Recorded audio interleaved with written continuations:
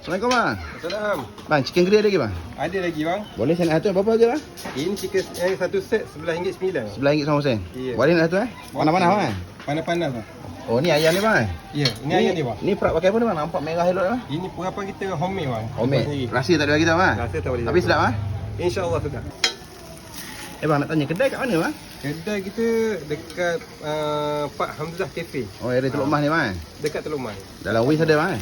Boleh wis Pak Hamzah Cafe. Oh masak elok bang. Okey bang. Dah masak bang?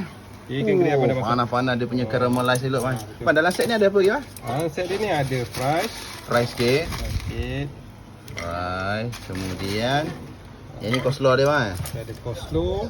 Ni kalau minta lebih kena bayar bang. Tak ada. Minta je bang. Boleh. Saya nak lebih sikit bang. Saya peminat sayur. Okey, baik. Cantik.